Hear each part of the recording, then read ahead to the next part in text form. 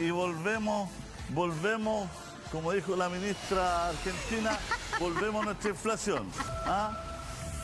Oye, pero que las jugarretas de la vida, ¿ah? Porque la ministra argentina que decía no nos preocupemos de la inflación mientras es el mundial, algo así quizás estamos viviendo nosotros, porque durante el mes de noviembre la inflación en la canasta de alimentos fue de un 27%.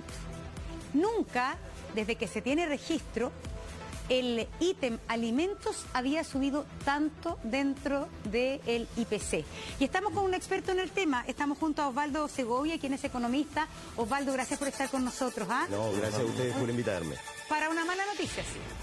Sí, bueno, noticias no muy alentadoras que digamos después de todas estas maravillosas noticias del fútbol. Tenemos una situación con el tema de inflación bastante, bueno, conocidas por todos. Respecto a lo que es la canasta básica, que nos va marcando más o menos 80 productos, 80 alimentos que teóricamente han sido de alguna manera categorizados porque le da a las personas más o menos las 2.000 kilocalorías que necesitan, ha marcado un alza de más o menos un 27%.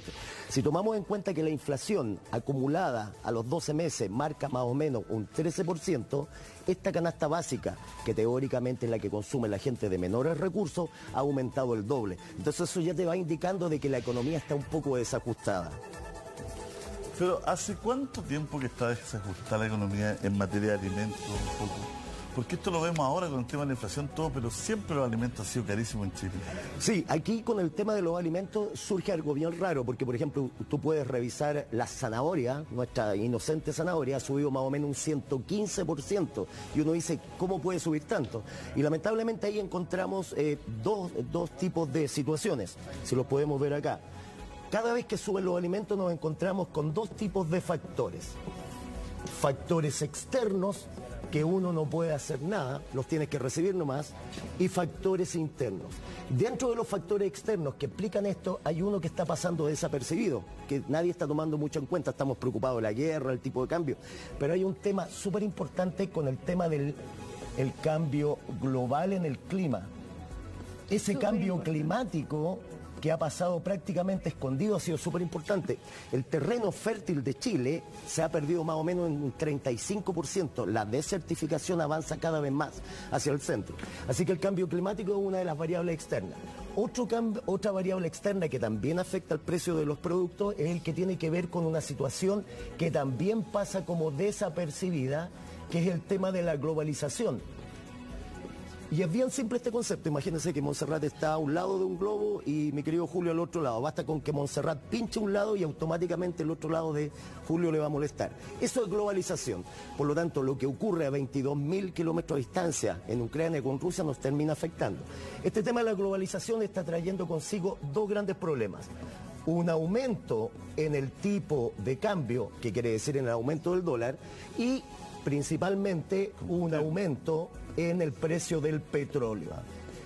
Y uno dirá, oiga, pero si la zanahoria la sacamos aquí en el Valle Central, ¿qué tiene que afectar eso? Claro. Pero técnicamente yo lo tengo que transportar ¿a dónde? Lo tengo que llevar aquí a la centro de distribución, La Vega, Los Valledor, y tengo que ocupar petróleo. Estos son los factores externos que uno no puede hacer nada, son los que vienen desde afuera. Aproximadamente, todo esto acá explica el alza en los precios de los productos de aproximadamente un 75%. El resto son factores internos, que tienen que ver un poco con lo que se llama en economía la incertidumbre. No sé qué es lo que está ocurriendo, y como no sé lo que está ocurriendo, se me genera un signo de interrogación y eventualmente algunos inversionistas no quieren invertir. Entonces nuestra humilde zanahoria, nuestro humilde kilo de papa termina también siendo afectado por esto. Pero qué impresionante, yo creo que detenernos en esto también, Osvaldo, que el cambio climático hoy día es súper importante, porque yo creo que toda la sequía que viene arrastrando Chile está generando consecuencias que uno dice, la sequía no hay, efectivamente hay menos, como dices tú, hectáreas plantadas. Menos hectáreas plantadas. Entonces el cambio climático que uno veía como hoy, el cambio climático, por ejemplo, también la guerra de Siria, por ejemplo. El cambio climático hoy día está provocando también las crisis migratorias, muchas de ellas están explicadas y tienen como causa el cambio climático, porque la gente va huyendo de los lugares donde no hay alimentos, donde hay sequía, donde hay catástrofes naturales. Entonces, no solamente es un tema como de medio ambiente y ecología al futuro, determina la vida de hoy. Es tan importante lo que dice mi querida, iba a decir alumna Montserrat, mi querida alumna, es tan importante lo que dice. Dígame estudiante en práctica, eso me encanta. Es tan importante lo que dice, porque fíjate que ya pasamos en términos de población mundial, en este minuto ya pasamos son cosas que de repente no se muestran en la televisión, son más llamativos los números. Pasamos ya los 8.000 millones de personas. Y hay estudios que dicen que técnicamente la alimentación que es capaz de producir el planeta se acabó hace 5 años atrás. Yo diría 10 años atrás. Todo lo que estamos consumiendo ahora, salvo raras excepciones, es preparado, es artificial. Entonces, este es un tema importante, claro, uno, como usted lo decía muy bien, parece que es de ficción. Esto está ocurriendo ahora. Y esto es un encadenamiento, lo que se llama en economía una trazabilidad. Entonces, todo empieza a afectar. Vamos a irnos a la canasta básica, ahí tenemos nuestro bol, lo que más subió y lo que más bajó. Lo invitamos, pues. Venga, profe. Vamos a ir al profesor, después volvemos acá. Estamos usando todos nuestros medios. Estamos con los plátanos, que ha tenido también una serie de problemas desde donde lo importamos, ¿no? Sí, bueno, esto principalmente un poco complementa lo que estábamos diciendo. Los plátanos, las manzanas, bueno, hay que ver un tema también de las frutas de estación. Los plátanos son importados y tenemos un tema con la importación, un tipo de cambio que ha estado oscilando, más o menos moviéndose entre los 900, de repente cayendo bajo los 900, pero se mantiene en promedio en 950. Plátano, gran parte de la explicación proviene por el precio del dólar. Y los transportes, recordemos que el COVID trajo consigo todo un problema en el tema logístico. Una cadena logística. Menos plátano en Ecuador. Ya además menos plátano en Ecuador, ¿cierto? A pesar de que el clima de ellos es más receptivo para los plátanos, pero menos producción de plátano. Tuvieron problemas con las plantaciones. Unas pestes grandes, perdieron harto de la cosecha. Ese tema de las pestes también tiene que ver con el tema del cambio global. Había salido un estudio de una revista inglesa súper importante que decía que estas nuevas pestes que están llegando no eran de ese periodo de tiempo, y es porque la temperatura hace que estos bichitos empiecen a emigrar en distintas temporadas. La manzana por un tema específicamente, bueno, ambos, pero principalmente la manzana por un tema de agua. Ha estado más escaso el tema de líquido y por lo tanto ha habido menos producción de manzana de lo que uno esperaba. Pero siempre, es decir, no tiene que ver con lo estacional. ¿La manzana es una fruta de invierno o de finales de verano? Es estacional, pero generalmente en esta estación hay más producción, pero la producción como tal ha disminuido en comparación a otros años. Si lo comparamos hace unos 10, 15 años atrás, tenemos más o menos un 15-20% menos de producción de la que estábamos habituados. El tema de los limones es lo mismo, ambos son productos que utilizan mucho recurso hídrico, y el tema de los limones también ha tenido una alza sostenida, también por el tema estacional y el tema veraniego. El tema del café llama la atención, principalmente volvemos a echarle la culpa a las tres variables importantes: el transporte, carísimo, el tema logístico, tenemos una situación que todavía no se ordena en temas logísticos con el tema de los containers que están llegando. Y también las plantaciones de café en los principales países productores de café han tenido algunos problemas con lo que usted decía, el tema de estos bichitos, de estas placas que han llegado, y ha habido una menos producción. Así que eso más o menos explica a grandes rasgos lo que está subiendo. Y si usted se fija, bueno, quedan otros productos, son los que más se están consumiendo en este periodo de tiempo. Bueno, hay cosas que han bajado. Sí, hay una baja interesante. Yo me voy a centrar en el tema de la carne. El tema de la carne ha bajado un poco el precio, pero los factores que explican. Primero que nada, nosotros importamos el 70% de toda la carne que consumimos, principalmente de Brasil, de Argentina y de Paraguay. Por lo tanto, la carne que nosotros aquí consumimos viene desde afuera. Y por lo tanto, técnicamente ha llegado menos carne. Uno diría, si llega menos carne debería subir el precio. Pero también han cambiado los hábitos de consumo. La gente está consumiendo menos carne de vacuno y está prefiriendo productos, no sé si alternativo o complementario, como la carne de cerdo, la carne de pollo, y por primera vez en Chile ha aumentado un poco el consumo del pescado. ¿En serio? Ha aumentado un poco el consumo noticia, del pescado. Pero que es caro, es caro. Claro, pero que la carne baje un 1% es una broma, porque finalmente la alza anterior eran del 15, del 20... del 18, entonces claro, sube 15, sube 20 y después baja 1, ¿no? Claro, lo que dice, iba a decir nuevamente mi alumno don Julio acá, mi querido profesor don Julio acá, es que técnicamente, claro, esto lo comparamos con lo que fue el mes anterior, entonces dice muy bien, si se pega un alza de un 18% y ahora uno dice, bajé un 1%, el otro 17% ya se lo comió. Claro, se lo comió, pero por lo menos no subió. Claro, no, pero claro, es que no subió todos los meses, pero uno ya está pagando por distintos productos. Sí. O sea, mire, yo tengo mi particular manera de ver esto. Uno en Chile viene pagando por los productos antes de la guerra, antes de, ¿no es cierto?, que la pandemia, venimos con un precio alto de los productos. Yo tuve que hacer un trabajo, por ejemplo, en Perú, en Lima, hace 4 o 5 años atrás, que me tocó viajar harto varias veces. Y por lo tanto iba al supermercado en Perú. Incluso creo que una cadena chilena, no me acuerdo. Pero la diferencia de precio era... Exorbitante. Brutal. Exorbitante. Brutal. 5 años atrás. Brutal. Uno ahí se explicaba por qué también venían, en los extranjeros les alcanzaba para vivir acá y para mandar, y con lo que mandaban también la gente podía abastecerse. Entonces, esto de los precios altos en Chile viene hace mucho tiempo. No sé cuál es la explicación de que haya sido así. Usted tiene toda la razón, Julio. Estos datos son datos netamente cuantitativos que explican la caída de un mes a otro. Pero usted tiene toda la razón. De hecho, hace poco tiempo atrás, un par de semanas, estuve en Brasil por un tema familiar y uno iba al supermercado y por el mismo kilo de carne que aquí voy a inventar, paga 10.000 pesos, la misma carne, no sé la calidad, pero se veía la misma carne, la mitad. Los productos allá estaban más o menos un 30, 40% más baratos, y estamos hablando de una ciudad turística. La razón ahí en ese caso, que ya se separan un poco acá, tiene que ver netamente porque en Chile también los grandes retail de distribución de alimentos están súper concentrados. Por lo tanto, en la práctica se pueden manejar los precios. Eso de repente le choca un poco a los empresarios, no sé si les va a gustar lo que estoy diciendo, pero al final técnicamente se termina armando, la palabra cartel la voy a dejar fuera porque es muy fuerte, pero se termina armando una especie de monopolio natural y en la práctica los productos siguen subiendo.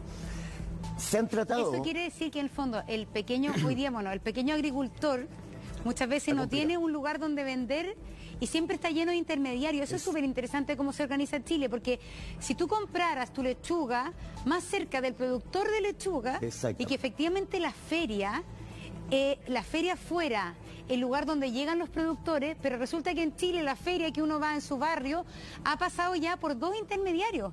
Entonces eso va encareciendo el precio del alimento. Lo que dice usted es espectacularmente importante porque la cadena de intermediarios que tenemos en Chile versus en otra economía es tremendamente grande. Yo diría que 2 se quedó corto, yo diría que más. Y eso al final lo termina el cliente final pagando, que somos nosotros. Por eso que lo que dice Julio es súper importante, que uno dice que ve esta cuestión subiendo. Lamentablemente... Una vez la vimos en ejercicio de cuánto salía la lechuga, 70 pesos. Más o menos. ¿Con ganancia para el productor? Llegaba a 70 pesos, a él no sé cuánto le saldría. Él le vendía al distribuidor en 70. El primero que vendía su lechuga 70 pesos. Y en ese tiempo ya puesta en una góndola eran lucas. Más o menos. 890 pesos. Entonces suben la pasada una cantidad brutal. De hecho, en los supermercados usted tranquilamente, dependiendo del producto, obviamente puede encontrar que el precio que finalmente paga, si uno le empieza a sacar todo el intermediario y lo que carga el supermercado por la comodidad, por la seguridad, por todas las cosas más técnicas, tranquilamente podría ser un 40%. O sea, si algo usted lo compra a 1.000, eso lo podría comprar en 600 pesos tranquilamente. Imagínate. Pero es el tema de la comodidad para el supermercado. Pregunta, ¿influye esto que Chile es un exportador de alimentos? Es decir, el que en Chile... Importador. Exportador. Que hoy día se define gran parte de la palta para afuera. Sí. La sensación que uno tiene, están mandando todas las paltas para afuera y aquí nos tienen con las paltas súper caras, porque el precio internacional de la palta es súper alto, entonces nos ponen a nosotros, los chilenos, el precio internacional y así suben un montón de los alimentos estrella de exportación. Sí. En algún aspecto tiene razón, al momento de ponernos a exportar esta fruta rica, por ejemplo los berries, las paltas, obviamente hacemos la vuelta porque ese producto finalmente va a volver a Chile en algún minuto y comprar acá estos productos, ¿qué es lo que va quedando? No es tan así que nos quede lo más malo, pero la de mejor calibre, la de mejor calidad, se va hacia el extranjero que se paga más y en Chile va quedando la que es de menor calidad o de menor calibre que no se compra afuera. Y por lo tanto sí, en cierto modo eso explica. Pero no es que encarezca esa razón. No necesariamente, porque aquí los factores principales son factores externos que tienen que ver con el precio de los transportes, el precio del petróleo y el tipo de cambio, lamentablemente. Sí, pero por ejemplo Jorge Said, está ahí la imagen, ya la podemos buscar. descubrió en un supermercado de Qatar la uva y otra fruta más chilena más barata allá que acá. Es muy probable, claro. En Qatar, en un supermercado de Y Qatar es caro. Y dijo, esta uva es chilena. De hecho, probó 2 uvas, encontró que la chilena era más rica, porque los supermercados de Qatar, además de tener el precio y todo, tienen el origen. Uva chilena, uva de India, 3 tipos de uva, cada país, cada precio. La chilena es la más cara de las 3, por la distancia, el transporte seguramente, pero era más barata que acá. Sí. No, ese es un tema que todavía... Esa es una cuestión que es inexplicable. Pasó mucho tiempo con la palta. También. La palta es como el emblema. Y los supermercados afuera, en otros países, más barata que acá. Ese es un tema que falta todavía regulación. Hay otros países que han tratado de avanzar en eso, como por ejemplo Argentina, y poner una banda de precios. Colocar los precios. No se puede subir más el precio allá. Pero lamentablemente se empieza a generar un mercado negro. Claro. Quizás los supermercados pueden ser más controlados porque son más grandes, pero un negocio más pequeño va a ser más o menos complicado. Claro. Y lo que pasa con las bandas de precio, que muchas veces los productores dejan de producir. Exactamente. Si me pone muy barato el precio, me lo fijan. Prefiero dedicarme a Es lo que otra pasó cosa. en Argentina con el gas hace unas décadas atrás. Exactamente. Que fijaron el precio del gas y la extracción de gas en la Patagonia habían gasíferas cerradas. Que toda la fijación de precio por banda tiene que estar sujeta a políticas públicas para el sector. O sea, no es solamente que tú fijes una banda, sino que tú le estimulas, lo ayudas, induces a que gente... Porque Chile tiene un problema, por ejemplo. Esto me lo explicó que lamentablemente una profesora que se fue del país, también hace varios años atrás, que descubrimos unas lentejas que eran de Canadá, no sé dónde eran, pero eran una marca chilena. Pero la lenteja no era de acá. La lenteja decía, la marca era típica chilena, pero decía lentejas de Canadá. Entonces yo le pregunto, digo, ¿por qué la lenteja es de Canadá? ¿Y por qué esta empresa chilena la embolsa y la vende? Y ella me explicó una cuestión súper bonita que tiene que ver con el estímulo a las políticas públicas para que la gente siga plantando acá, siga generando, ¿no es cierto?, productos o vegetación nacional, o vegetales nacionales, que no tenga que finalmente comprarlo afuera. Y para eso hay que hacer políticas públicas. O sea, queremos comer lentejas chilenas, bueno, hay que ayudar al mundo de la lenteja. ¿No es cierto? Y para eso son políticas públicas que duran años, que todo, hasta que se hace una industria y que tú finalmente puedes comer en Chile buenas lentejas, ricas lentejas y más baratas las lentejas. Eso que dice Julio es Y eso clave. lo hemos perdido en Chile. Claro, eso es clave porque ahí está la palabra. Cuando uno escucha la palabra política, inmediatamente le viene la molestia a los políticos, los pobres que tienen mala fama, ¿cierto? Pero política en economía son lineamientos de acción, formas de pensar. Y eso es lo que dice Julio. Si esto se hiciera una cosa en el tiempo y que fuera estable, es muy probable que no tendríamos el problema que yo tenemos. creo que esa es parte de la crisis de nuestro sistema político. Las políticas públicas que son de importancia nacional no pueden cambiar con cada gobierno. Si nosotros llevamos décadas con un gobierno de un signo político, 4 años, entonces, como eso está pasando, hay que garantizar continuidad de políticas públicas porque si no estamos perdiendo productividad y plata.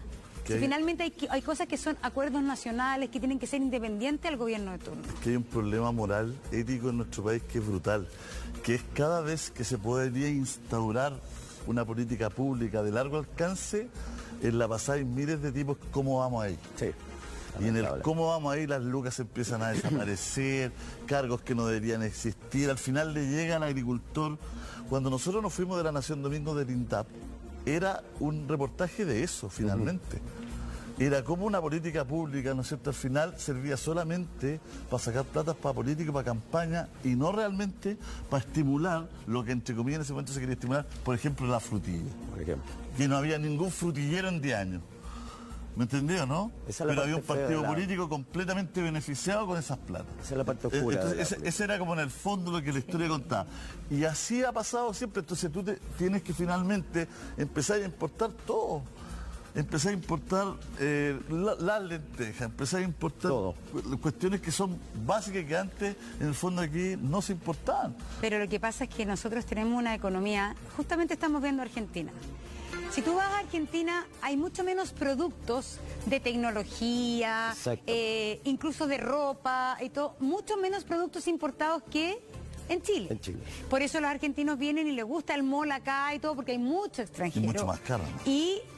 Y allá hay una que es discutible, ¿no? Pero allá hay una industria y una economía mucho más protegida. Exactamente. Mucho más protegida, pero, y esa protección quizás tiene el costo para algunos de menos diversidad de productos. Nosotros en Chile vamos al supermercado, si uno se acuerda hace 30 años atrás, no había la cantidad de cosas que hay ahora. Ahora somos un supermercado gringo en la cantidad de cosas que hay para elegir. Entonces, claro, son cosas que también el consumidor dice, nosotros estamos dispuestos a volver a una economía un poco más local, porque Chile es una sociedad que se parece mucho económicamente a cómo está organizada, una sociedad abierta como Estados Unidos, ese es el modelo. Y hay países que son más a la europea, que son más proteccionistas, sí, de su agricultura, de un montón de otras cosas. Ese detalle es importante, y esto parte un poco para cerrar ahí el tema que era súper importante que decías tú, es que esto parte en la década del 80 cuando Chile se pega ese salto cuántico y saltamos las ligas mayores en el sentido económico, donde nos convertimos en exportadores no solamente de los recursos que se llaman commodities, que son los insumos productivos de la tierra, sino que empezamos a exportar frutas, vinos, y nos convertimos la noche a la mañana en las estrellas. Y eso nos costó un poco. ¿Qué nos costó en términos económicos? Nos abrimos al mercado y dejamos de proteger nuestra industria, bajo el pretexto de que era mejor llevar todo y comprar desde afuera, porque en ese minuto era económico, pero se nos olvidó cuidar la industria, como lo hacen por ejemplo los argentinos, que pueden tener, como dice usted muy bien, muy poca tecnología, pero privilegian su industria nacional. Eso es lo que nos falta acá, y eso es política pública de largo plazo que debe continuar, independiente del gobierno que esté de turno. Porque por un lado, la economía abierta, por ejemplo, hace que haya un acceso más horizontal, sí, de los distintos grupos económicos, por ejemplo, a la ropa. En Chile, antes de que llegara la ropa de importación, comprarse un chaleco era caro y las personas tenían poca ropa. Exactamente. Entonces hoy día, con la apertura de la economía, con la llegada de los productos chinos, tú dices ya, ahora el consumo es mucho más transversal. Tú, una persona de escasos recursos o de la llamada clase media, con una persona que tiene altos ingresos, no la distingues, como se distinguía antes en Chile, que era muy clasista, por la ropa. Exactamente. Nos vestimos muy parecidos unas de otras, por ejemplo. Sí. Entonces, claro, una industria abierta tiene beneficios, una economía abierta. Por eso son difíciles las decisiones políticas de cuánto cerrar o abrir la economía. Claro, pero la pandemia nos ha demostrado, ni siquiera para mirar para atrás, ni siquiera para buscar culpables, siendo positivo hoy día, la pandemia nos ha demostrado, y todos los sucesos internacionales que usted ahí explicó también, profesor, que son estos externos, ¿no es cierto?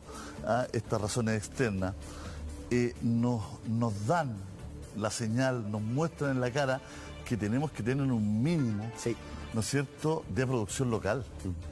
Por lo menos de legumbres, vegetales, no sé, tener un mínimo de producción local. Tenemos que proteger de que haya variedad.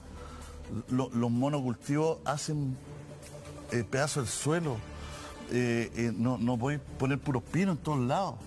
Entonces hay que proteger para que, ¿no es cierto?, en la octava región tenga, como siempre tuvo, ricas papas en cañete, ricos tomates, ¿no es cierto?, para la, o sea, en los lugares había picada para todo, ¿me entendés? Nada, hoy día tú te comí perdón por lo que decir, pero te comí un tomate acá en Santiago, de verdad que... ¿Qué es lo que es esa cuestión que te comí? Artificial. Es más, ya no como tomate. Me dejó de gustar después de que me encantaba. Porque no, ¿qué es lo que es? Si yo voy a mi casa con mi mamá, me hace un tomate y digo, ¿qué es esta cuestión tan rica? ¿Por qué es tan rico? Lo mismo pasa en Argentina. Te comí una ensalada en Argentina. Distinta. La cebolla, los tomates, la misma sabor. Lechuga, es otro sabor. Entonces tenemos que empezar a proteger a que en las regiones vuelvan a tener sus picadas, la gente vuelva a plantar, vuelvan a salir esos productos ricos. Tenemos que estimular, son políticas públicas. ¿Sabe que es tan importante lo que dice don Julio? Tan clave que ojalá lo escucharan los responsables de tomar esta política, porque la guerra, que está 25.000 kilómetros de distancia, una cuestión de enormidad, nos demostró cómo estábamos de débiles en cosas tan básicas como, por ejemplo, harina, aceite. El aceite se encareció en Chile, y ya no le echemos la culpa por el transporte y el tipo de cambio. Se encareció por algo bien simple. Los terrenos donde se planta la gran mayoría de las semillas de girasol, que es la base que se hace el aceite, están en los campos en Ucrania, que entraron en guerra. Entonces, algo tan básico como el aceite, la harina, nosotros prácticamente en Chile casi ya no estamos produciendo trigo ni ningún tipo de producto que nos puedan permitir consumir y fabricar harina. O sea, dependemos de lo que estén haciendo afuera. Por eso el tema que dice don Julio acá, de las políticas públicas, y no según el gobierno de turno, porque cada gobierno que llega aplica su política. Yo sé que parte de la idea es que lo quiere hacer por el bien, pero esto tiene que ser de mediano a largo plazo y que si no, no se logra nada. Si no, vamos a estar en 5 años más hablando lo mismo, pero ya no vamos a estar hablando de una canasta básica con un alza de un 27%, de un 3000%. Osvaldo, una pregunta, dentro de la segunda palabra más buscada en Google en Chile durante el año 2022 fue TPP-11. TPP-11. A pesar de que uno dice no entendía, era complicado, es la segunda palabra más buscada, por lo mismo que estamos... El TPP-11 ya está. Pero el TPP-11, por lo que yo entiendo, va a ser aún más abierta a la economía chilena. Pero otros dicen que va a ser muy bueno el TPP-11 para la exportación, pero para el consumo interno, para la inflación, para el costo de los alimentos. Según tu opinión, ¿cuál va a ser la consecuencia para el chileno del TPP-11? En términos prácticos, hay que entender, para contextualizar, que cada vez que yo me meto a jugar en otro barrio, en las grandes ligas, a mí me dan la posibilidad de abrir nuevos mercados. Esa es la promesa que tiene el TPP-11, que ya no solamente le voy a vender a usted, Monserrat, a usted, don Julio, sino que le voy a vender a todos los colegas que están acá. Y eso me dice el TPP-11. Si ustedes se adscriben conmigo, tienen todo esto abierto. Pero esto es pasando y pasando, porque además yo voy a entrar con todo a competir. A la pregunta suya que usted hace, sí va a terminar afectando lamentablemente. Cualquier cosa que signifique una competencia donde todos entran, valga la redundancia, a competir, si no hay un mínimo de protección, nos termina afectando todo. Es que eso lo, y eso lo vamos a ver en alza de productos. Claro, porque vamos a ver mucho más mercado para los productos chilenos. Exactamente. Pero también nosotros van a entrar cosas más baratas. Estamos llegando a arancel cero ahora con Europa. Se están bajando los aranceles, el impuesto que le pone un país a las importaciones, y si el arancel es muy alto, la verdad es que no se importa porque conviene más consumirlo local. En simple es un peaje de entrada. Y claro, si el peaje es alto, se estimula la industria local. Se lo voy a traspasar. Y además usted dice algo muy importante, Monserrat. Se me abren nuevos mercados, pero yo tengo que estar preparado como Chile, con mi industria para competir. No saco nada con que me digan, mire, antes le vendía a usted, pero ahora le puedo vender a usted, a don Julio y a todos los colegas que están acá, si yo apenas tengo para producir la mitad de producto para usted. Entonces, claro, me abren más mercados, pero yo no tengo la capacidad productiva. Pero todo el mercado va a venir también a mi país a vender y por lo tanto técnicamente nos vamos a beneficiar porque nos van a llegar productos importados. En nuestro ADN, en nuestro mapa neuronal tenemos la idea de consumir, ojalá bienes técnicos, tecnológicos, pero van a llegar todo eso, obviamente va a ser encarecer el tema y finalmente vamos a encontrar con que nuevamente la canasta va a pegarse otro saltito más. Claro, es que solo tú puedes competir ante eso teniendo políticas públicas que estimulen, ¿no es cierto?, la producción local, porque así la producción local puede competir con lo que venga de afuera. Exactamente. Entonces, si bien esas lentejas en vez de a 10 pesos llegan a 7 y tú tienes políticas públicas que establezcan que, ¿no es cierto?, puedes lograr un precio competitivo, ¿quién es el beneficiado? El cliente final, el ciudadano, porque van a estar a 7 y no a 10. Sin matar la industria local, porque tienes políticas públicas que estimulan, ¿no es cierto?, y que hacen que tú puedas competir contra eso. Pero ¿qué política pública? ¿Dónde subsidio? Pero para eso tienes que... Son diversas. Pero ¿cómo tú estimulas si la lenteja de Canadá vale 10 pesos el kilo y en Chile por alguna razón la lenteja vale 15 pesos el kilo? ¿Tú cómo logras que la lenteja chilena cueste solo 10 pesos el kilo? En general lo que se utiliza es lo que en mucho tiempo atrás ustedes a lo mejor escucharon hablar con el tema de nuestros salmones, con el salmón que venía el dumping, que era una ayuda que ofrecía el gobierno, pero eso se convertía en una competencia desleal porque don Julio podría cosechar estos pescados que traía a Chile a un costo de 100, voy a inventar, 100 pesos, y mis pescados en Chile, cosecharlos, qué sé yo, en el mar, 150. Entonces, ¿qué es lo que hacía el gobierno japonés? ¡Pum! Le ponía la mitad del costo. Entonces, estimulaba a la industria, pero eso se consideraba una práctica, digamos, no muy elegante. Esa es una posibilidad.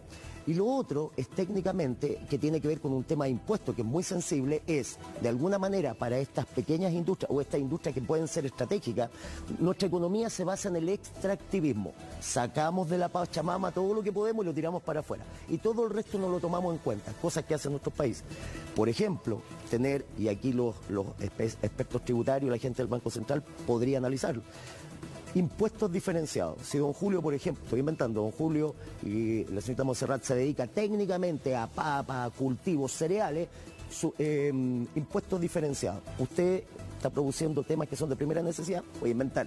Un IVA para usted de tanto, para usted otro IVA. Yo me dedico a importar pantallas tecnológicas, un IVA más caro para mí. En términos prácticos, de alguna manera regresivo, por así decirlo, que pague más aquel producto que es menos pero en el importante. tema de la productividad hay muchas formas, Monse, muchas formas. Por ejemplo, nosotros dos queremos plantar lentejas y ya tenemos que conseguirnos un préstamo Partimos por ahí, para apalancamiento. comprar, por ejemplo, el fondo, la tierra alta. Y ese préstamo ya va a un precio con intereses en ese banco. Ya, ahí se puede trabajar. Ahí. Punto uno. La tecnología. Cómo implementar tecnología, también se puede colaborar. Para que tú llegues a un precio razonable de competencia.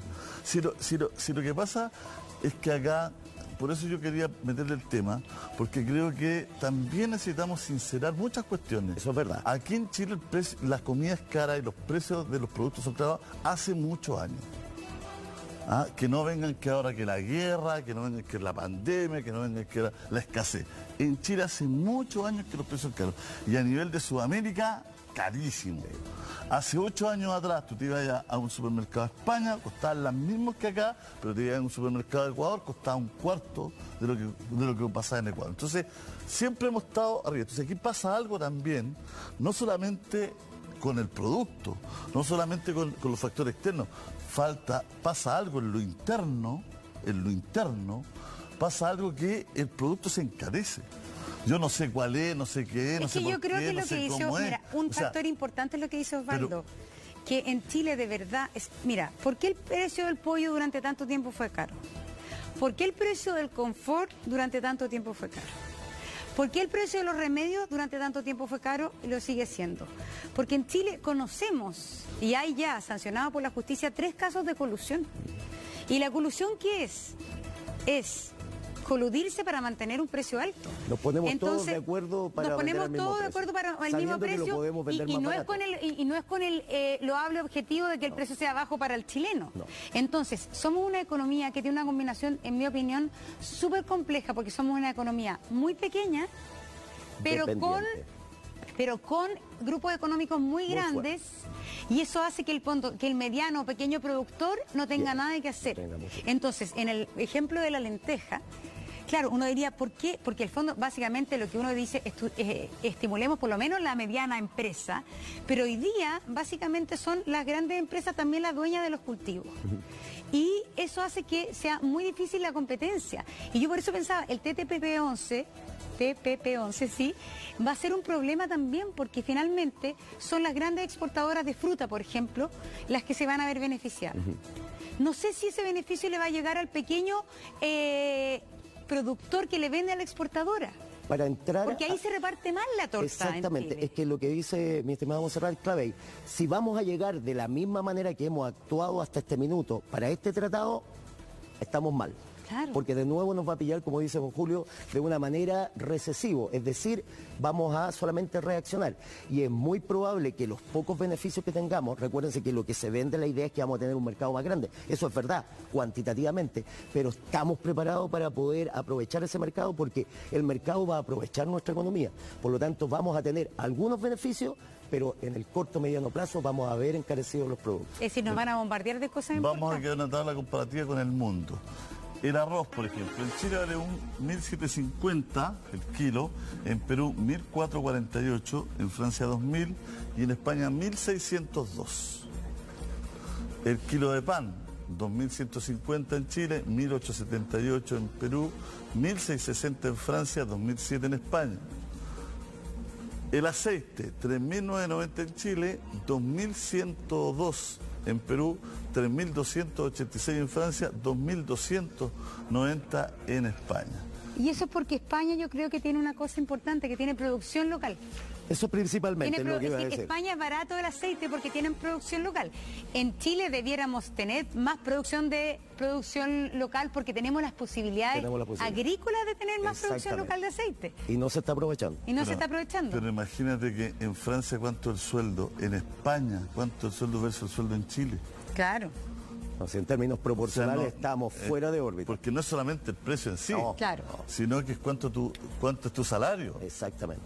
Claro. Claro, porque la familia que gasta 2.296 pesos chilenos, estamos viendo, traduciendo a pesos chilenos, en aceite, es una familia que ganando el mínimo en España gana 700 Más o lucas, menos, 700 lucas como mínimo esa familia. El doble.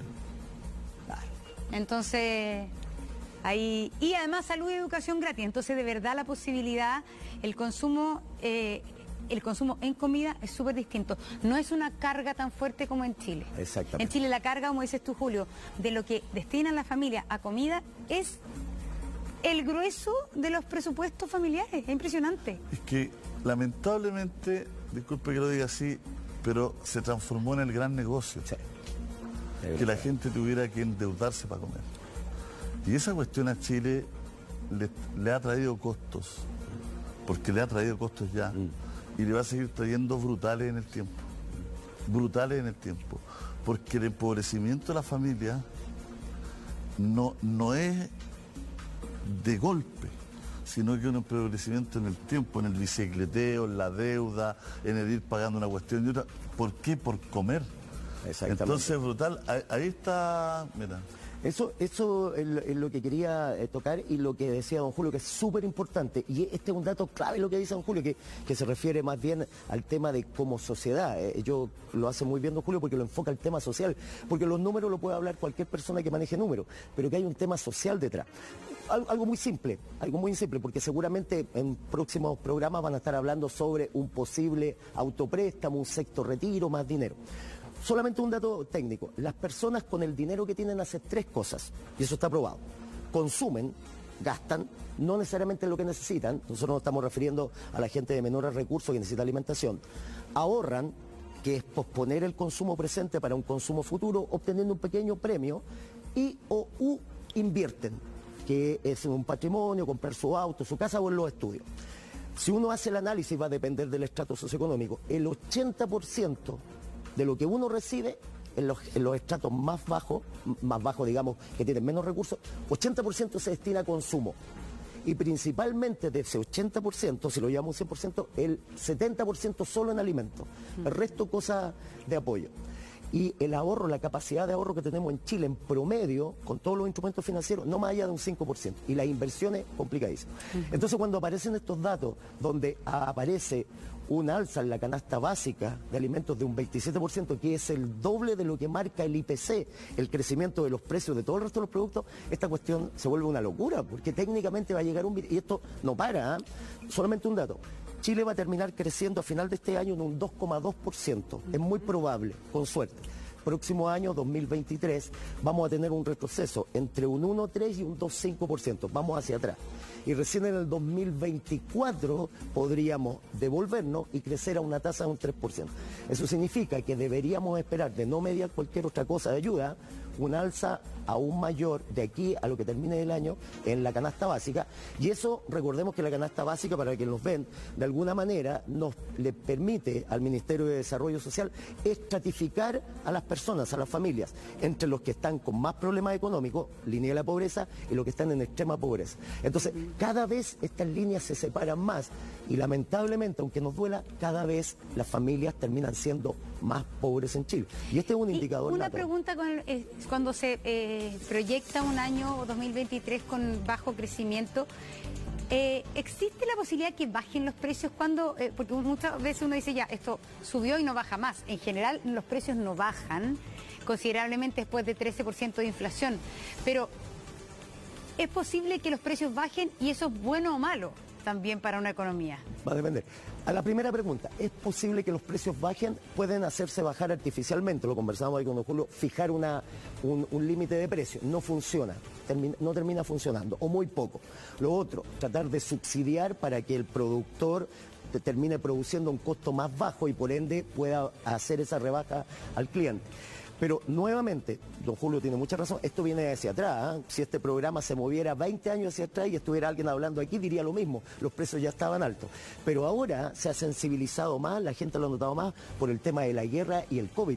Si no hubiéramos tenido la guerra ni el COVID, lo más probable es que hubiésemos seguido con la mochila al alza en los precios, pero ya como que lo asume. Es como el yugo de los bueyes en el sur, uno lo asume y lo asume. Pero a la gente ahora ya no le está alcanzando. La pregunta es, ¿se pueden bajar? Si seguimos la tendencia natural de lo que está ocurriendo, cambio climático, situaciones geopolíticas, situaciones bélicas, y tercero, como todos los mercados al final por el tema de la globalización están todos juntos, se ve poco probable que en el corto plazo, llámese el resto del año, olvidémonos, sobre todo ahora en diciembre las cosas van a subir. 2023 ya está declarado como un año más o menos perdido, no solamente para Chile, ya a nivel mundial ya está declarado un año perdido. Alguien tiene que pagar el costo de la guerra y el costo del COVID, y lo va a pagar la humanidad. Lo que nos va quedando como una esperanza el 2024. Por lo tanto, a su pregunta, ¿tendremos la posibilidad de ver una caída en los precios de los productos? A nivel global, difícil. A nivel de producto específico podría ser. Qué increíble cómo las secuelas económicas del COVID y todo eso no fueron inmediatas. Bueno, de hecho en Chile, con el tema de los retiros y todo, siempre los economistas advirtieron, ojo con esto porque viene inflación. Y en el propio año del COVID, quizás no hubo tanta inflación, sino que los coletazos vienen después. Y toda la ralentización del mercado internacional con el tema del cabotaje, por ejemplo, lo que dice por ejemplo. Es decir, hay containers esperando ser transportados en distintos puertos del mundo hace meses, porque todo se hizo más lento, todo esto entonces se encareció, el petróleo, etcétera, y estamos viviendo ahora coletazos muy fuertes de lo que fue una economía que casi se derrumbó. Es decir, se cerraron las fábricas, no anduvieron los barcos, no zarparon los barcos en los puertos, entonces todo eso como que la economía reacciona bastantes meses o años después. Sobre todo la chilena, Esto era como en el colegio, cuando ustedes son jóvenes, pero en el colegio cuando uno jugaba, en el colegio cuando era chico, y uno se ponía a la cola y alguien venía corriendo y uno estaba en la cola al final y de repente pegaban un coletazo, un latigazo, y uno salía volando. Bueno, eso le pasa a Chile. Nosotros nos toca la cola de la escola, por lo tanto, cuando viene el latigazo, nos viene fuerte y siempre viene tarde. Recordemos que en el 2019, cuando en China se estaban aplicando todas las medidas restrictivas, estaban aplicando todo lo que eran políticas de guerra, el gobierno chino aplicó política de guerra, nosotros estábamos por un tema social preocupados de otras cosas, pero después, 2020, cuando todo el resto de los países estaba sufriendo el tema del COVID y el impacto económico y todo el tema de salud, nosotros estábamos con la cabeza en otro lado. Entonces siempre nosotros vamos como un par de puestos más atrás de lo que ocurre. Por lo tanto, nosotros deberíamos estar viendo lo que están haciendo otros países. Y quisiera solamente retomar un punto que fue muy importante que dijo don Julio. El tema de los cultivos, porque le preguntó a Montserrat, ¿y cómo podemos mejorar el tema de la productividad? Hay que salir a mirar, hay que mirar. Yo siempre me fijo, y por mi padre que investiga conmigo, 3 países en el mundo, pero uno de los que siempre veo, Israel. Israel no tiene agua, tiene constante guerra, y tiene técnicamente un país desértico, y tiene unos sistemas de cultivo tecnológico con tecnología de punta. Y no es un tema tan caro como del costo que tendría enviar una nave espacial a Marte. Es barato en términos de lo que se puede producir. Eso es lo que hay que salir a mirar. Ahí lo tenemos ahí y uno lo puede ver. Uno lo puede ver además, pero nuestra economía está demasiado cruzada por el sistema de mercado.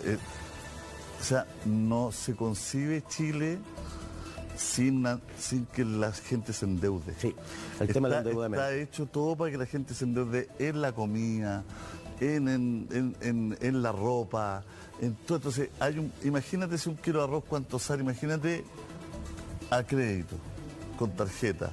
Imagínate si no la pagas a tiempo, con intereses sobre el interés, porque en Chile existe el interés sobre el interés en todas esas tarjetas.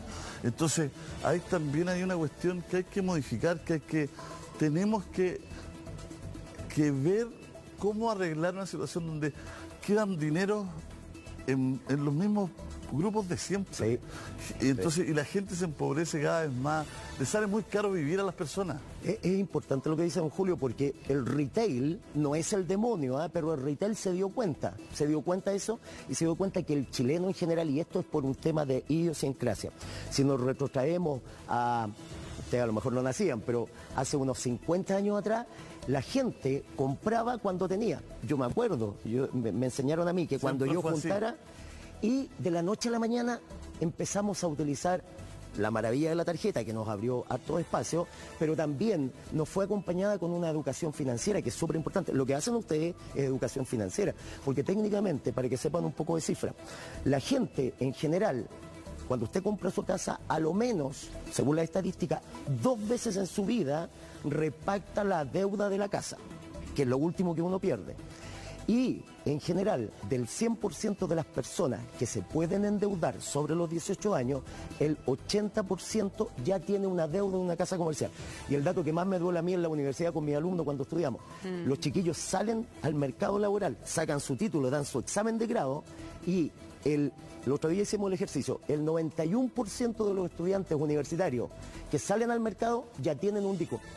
Un DICOM. Ni siquiera una deuda, o sea, ni siquiera, que están pagando ya están en DICOM. Ni siquiera consiguen financiera. Su primer trabajo y ya tienen en la espalda una mochila financiera. Entonces, y eso es educación financiera porque en Chile también... Y políticas públicas, como dicen. Pero también porque en Chile es más fácil obtener crédito y ahí está la trampa. Es que ahí está la trampa está en que el fondo, la multitienda o el retail, como en ningún otro país... Entrega. No te pide nada y entrega nomás. Porque sabe que ahí te tiene... Pero educación financiera es crianza. Es todo. Es también con reflexión de país. Porque, ¿qué te dice el sistema? Ten hoy día y después veis cómo pagáis. Exactamente. Entonces, es ten hoy día qué. Entonces, ahí hay una mirada que por eso digo que hay cuestiones que son sencillas pero son importantes. ¿No es cierto? Es necesario o está bien que a un cabro en la universidad le den una tarjeta de crédito y una chequera. Ya no se usan las chequeras. En mi época iban en tercero de la universidad a ofrecerte una chequera. ¿Es necesario? Con tarjeta de crédito lista, ya con cupo. Entonces hay algunos que dicen sí, porque la libertad, y la libertad, y la libertad, y la libertad. Y seguramente otros que van a decir, pero es necesario que un cabrón que está pagando su universidad, que los papás con tanto esfuerzo, ellos agarran una tarjeta y llegan lo que quieran con ella, que ojo, que hoy día más encima la podéis meter con las tecnologías, para comprar afuera, para comprar, para jugar. Un cabro chico a los 12, 13 años que a la mamá le mete una tarjeta, se pone a comprar monedas de oro para jugar a un juego en internet. Hay muchos casos así que la gente llama a los bancos. El otro día escuchaba las quejas a los ejecutivos de cuenta de las mamás, que mi hija compró no sé cuánto en monedas para un juego Roblox, no sé. Entonces, de verdad que eso... Son pequeñas cosas, pero yo creo que también hay que estar mirando... Yo quiero ahí un poco resaltar lo que dice don Julio, porque es súper importante lo que dice. Vuelvo a repetir, los números van y vienen, pero lo que acaba de decir don Julio es clave. En Japón, nosotros siempre miramos afuera, miramos Finlandia como el ejemplo de educación, miramos todos los países. Y Japón, principalmente los países orientales, pero Japón, lo que se enseña en los colegios, como yo converso con mis padres, son los talentos cordiales. Le enseñamos a los niños en Japón desde chicos, aparte de los números, las teorías, le enseñamos que tiene que haber una sana convivencia entre yo, mis pares y lo que ellos llaman la conciencia mundial, le llaman ellos. Y lo primero que le enseñan, y parece cómico a chiquititos que apenas están escribiendo, es cómo manejar los recursos, cómo plantar, ese tipo de cosas. Y lo segundo, una sociedad más grande como la sociedad china, parte de la base, independiente de los problemas que pueda tener de derechos humanos, que parte de la base que hay un derecho clave, que no es el derecho personal, es el derecho social. Porque lo que es bueno para usted y para usted, cuando nos juntamos los tres, a lo mejor no nos hace bien a todos. Entonces, técnicamente, lo que usted dice, por ejemplo, del tema del endeudamiento es... Desde el punto de vista de derecho, ¿merece alguien con 18 años que todavía no tiene trabajo tener una tarjeta de crédito con un cupo de 200.000 pesos que lo va a gastar de inmediato? ¿O lo limitamos? Claro, desde el punto de vista de los derechos particulares no conviene. Pero si técnicamente pensáramos, esto ya es casi como filosofar, pero alguien tiene que hacerlo. Y qué mejor que un programa de televisión, si alguien tiene que hacer este ejercicio, filosofar de la importancia que tiene, para dónde vamos. Solamente un dato, yo no quiero ser alarmista, pero teóricamente los recursos para poder alimentar a los 8.000 millones de humanos que viven en la Tierra se acabaron hace 50 años. Todo lo que estamos comiendo, por eso me acordaba del tomate, todo lo que usted está comiendo ahora es artificial. Si en este minuto todo lo artificial se acabara, prácticamente el 50% de los humanos no tienen que comer. Es que ese es el tema, bueno, es el tema súper interesante, porque uno quiere el choclo que no sea transgénico, pero el choclo transgénico es el que ha permitido comer a los 8.000. porque el fondo es modificación para que la misma hectárea te dé el triple de choclo. Profe, lo tenemos que despedir, pero muchas gracias por haber estado con nosotros. Muchas gracias. Excelente explicación. Excelente, bueno, nos quedamos con este titular, el alza en el récord de 27% en el precio de los alimentos, que es brutal y que la gente siente todos los días, porque a la gente ahora ya va a diario a comprar, pues. No es como antes compraba una vez al mes, va a diario a comprar. Y nos cambiamos de tema a las 10:32. Aquí vamos, esta mascota que usted está viendo aquí,